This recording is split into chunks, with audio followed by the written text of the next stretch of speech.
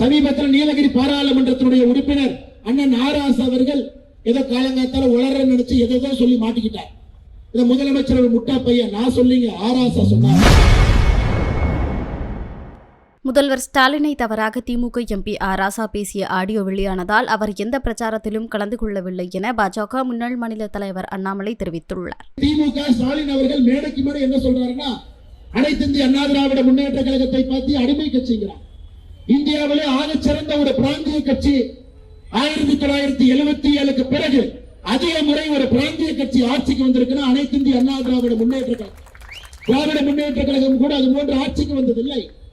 அடிமை கட்சின்னு தமிழகத்துல இந்தியாவில் ஒரு கட்சி இருக்குன்னா அது திராவிட முன்னேற்ற கழகம் மட்டும்தான். நான் சொல்றேன், 2011 தேர்தலில் தேர்தல் பங்கீடு 3 மாடி, 2வது மாடியில தேர்தல் பங்கீட்டுக்கான பேச்சுவார்த்தை, முதல் மாடியில சிபிஐ ரைடு.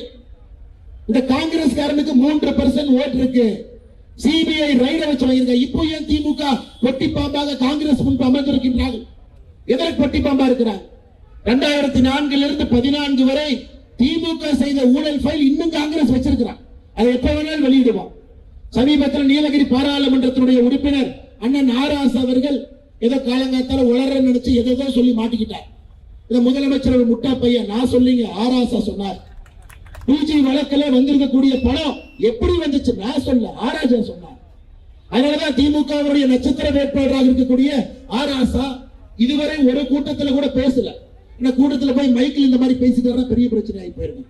அதனால எந்த கூட்டத்திலையும் ஆராசா பேசாம பின்னாடி வச்சிருக்கிறான். அதனால அருமை சொந்தங்களே, கோயம்புத்தூர்ல தெல்ல தெளிவாக நாம் இருக்க வேண்டும்.